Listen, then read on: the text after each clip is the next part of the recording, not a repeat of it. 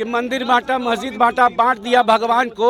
हाथ जोड़ के निवेदन करते हैं, मत बांटो इंसान को, मत बांटो इंसान। यहाँ पे सिर्फ गुमराह किया गया लोगों को। 2014 में जो नफरत का बीज बोया गया था वो 2024 में फसल बन के तैयार हो गया है। हिंदू मुस्लिम को हमारे देश के प्रधानमंत्री को एम से बहुत प्यार है, एम से मोदी, एम से मंगलसूत्र, एम से मुसलमान, एम से मटन, क्या कहेंगे?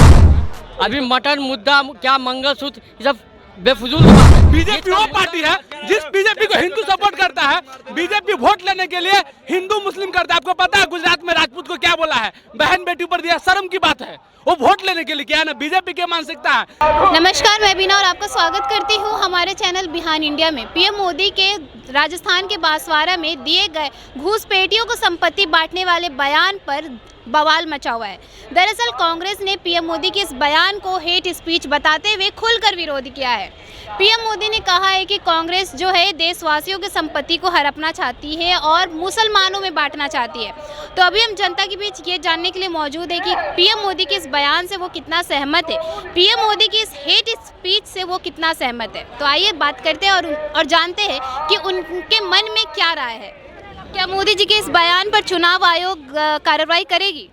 बिल्कुल करनी चाहिए, बिल्कुल इस पर करनी चाहिए। देखिए जो जैसे बोल रहे हैं मुस्लिम लीग ये आरक्षण वाला, ये सब मतलब भटकाओ जनता पार्टी ऐसे ही बोलते रहती है, ठीक है। इसमें कोई तरह का आते उनका तो मैनिफेस्टो में एक भी सरकारी नौकरी भी नहीं दिखा पाए हैं कि अग्निवीरों के मतलब ख़त्म किया जाए या नहीं ख़त्म किया जाए। और कभी भी मैंने एक बात नहीं, और सरकार उनका है, वो जो चाहेंगे वो होगा।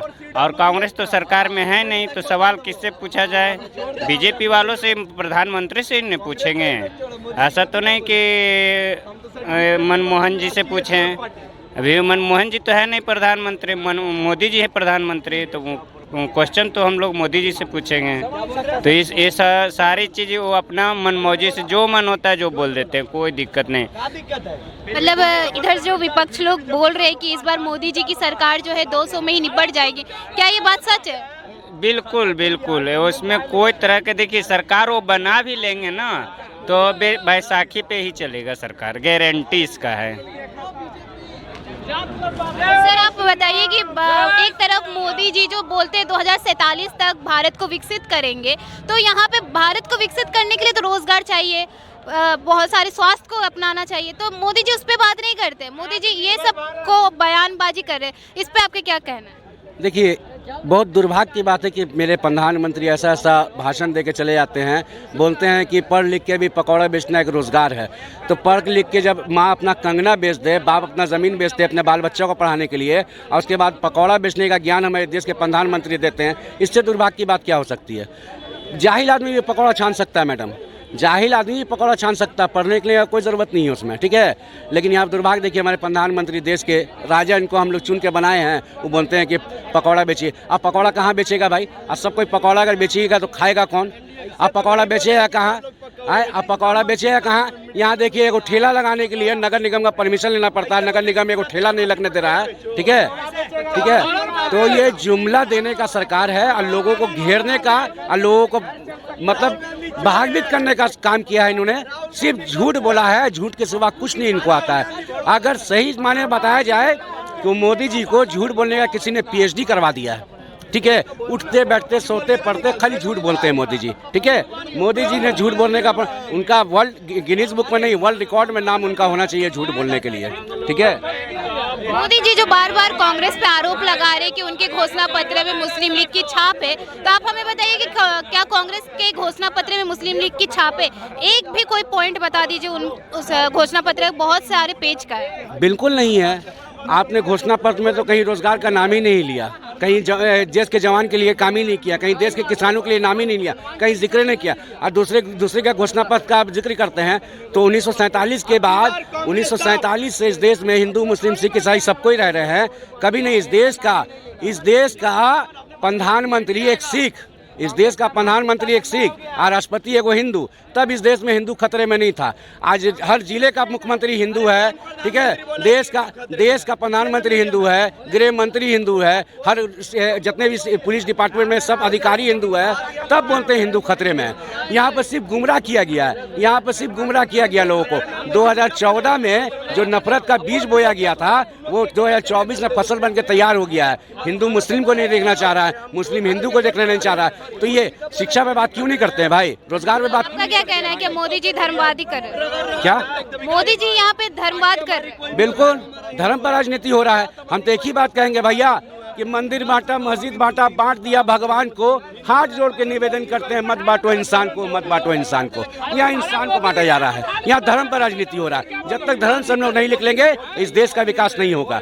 और उनके और संसद है 4 गो 5 गो संसद है, बोलते हैं कि 400 पार हो जाएगा तो हम संविधान चेंज कर देंगे। अरे तुमको चेंज कर देंगे, तुम संविधान का बात करता तुमको चेंज कर देंगे। हम संविधान को मानने वाले हैं, संविधान के विचारधारा को फॉलो करने वाले हैं। जय हिंद, जय भारत। हमारे देश के प्रधानमंत्री को एम से बहुत प्यार है, एम से मोदी, एम से मंगलसूत्र, एम से मुसलमान, एम से मटन। क्या कहेंगे इस पे आप? इस पर कुछ नहीं कहना। आपको वहाँ जो सुनाई देता है वो यहाँ पर आके बोलने लगते हैं।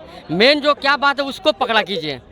अभी मटन मुद्दा, क्या मंगलसूत्र, ये सब बेफजूल की बात है। ये इसका मुद्दा का कारण आपको बताते हैं। कांग्रेस में एक पार्टी है, एक आदमी है कोई, हमको उसका नाम पता नहीं। अमेरिका में ये कानून है, अमेरिका में ये कानून में कि अगर कोई करोड़पति या संपत्ति आदमी अगर मर जाता है तो उसका आधा हिस्सा सरकार को जाता है। मगर कांग्रेस चाहती वो हिंदुस्तान में लागू, वो कभी नहीं होगा।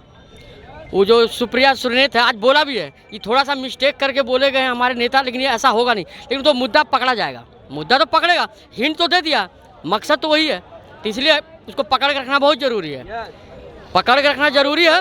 और अब देखिए हाँ सोल्यूशन को, इसीलिए जो भी विरोध कर रहे हैं मोदी जी वो सही कर रहे हैं। खतरे को आने से पहले बोल दो ताकि उसका दाल न गले। इसीलिए जो बोल रहे हैं बिल्कुल सही बोल रहे हैं। एम से जो भी फार्मूला बना सही बैठा है, मगर वो अपना काम कर रहे हैं, सही कर रहे हैं। और 2024 में फिर कमल ही आने वाला है। भाई सुन ना, 2024 विकास करने के लिए एम और वाई के फॉर्मूला नहीं काम चलेगा।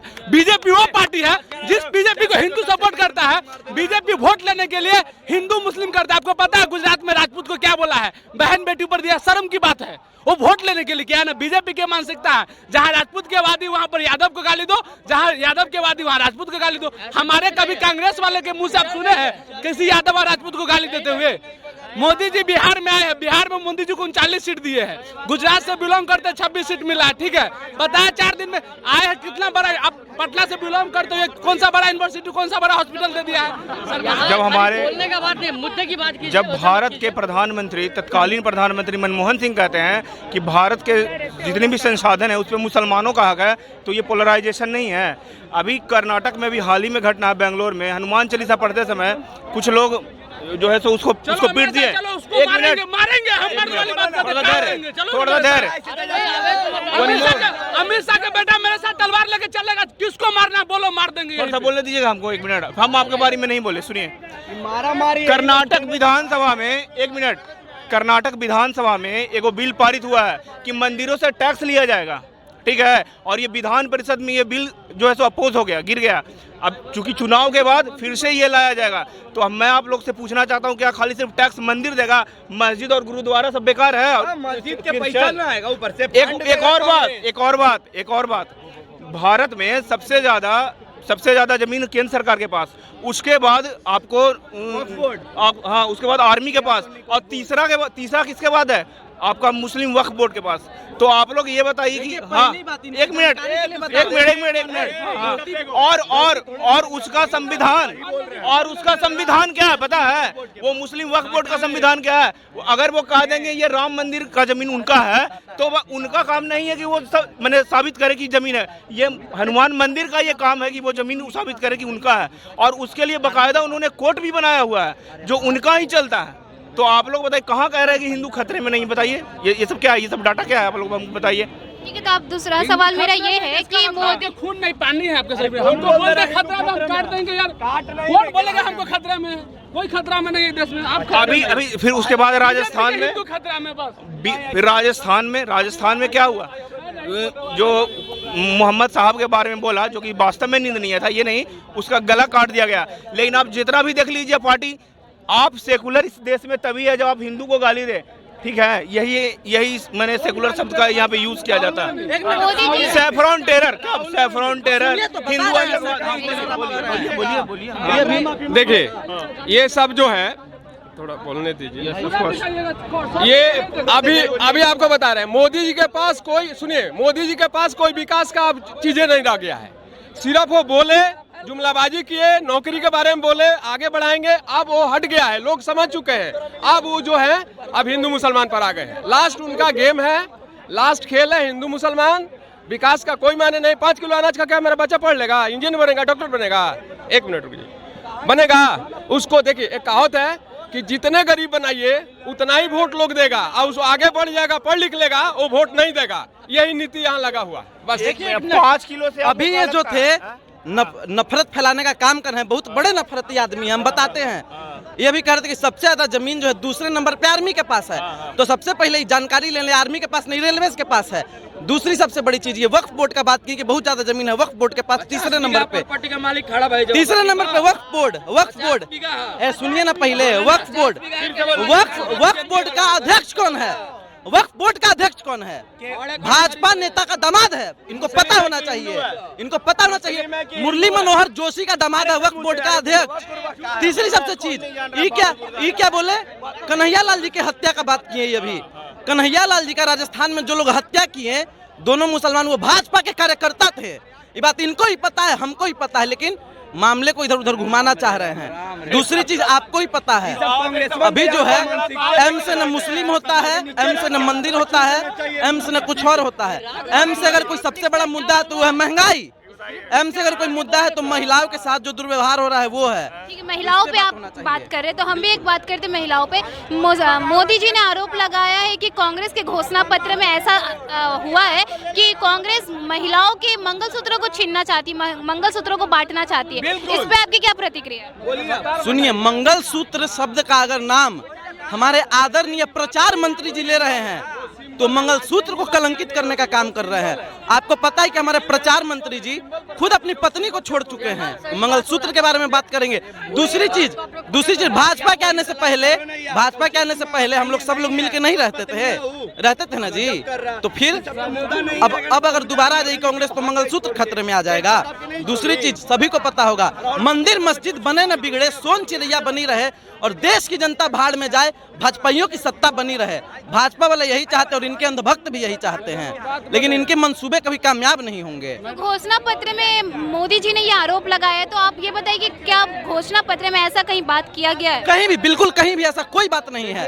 तुष्टीकरण का काम कभी कांग्रेस की ही नहीं है, तुष्टीकरण भाजपा करती है। मोदी जी विकास नहीं किए हैं तो अब हिंदू मुसलमान पर आ गए हैं। लोग समझ चुका है विकास के बारे में, कितना विकास। मैं ये आप लोग से पूछना चाहता हूँ, हम आपसे पूछना चाह रहे हैं, धारा 370 हटना सही था कि गलत? आप लोग बताइए। धारा 370 हट गया है, सही है कि गलत, ये बताइए। जमीन खरीद लो, सही है क्या? जमीन खरीदे हो, एक मिनट जमीन खरीदे हो वहाँ पर तुम।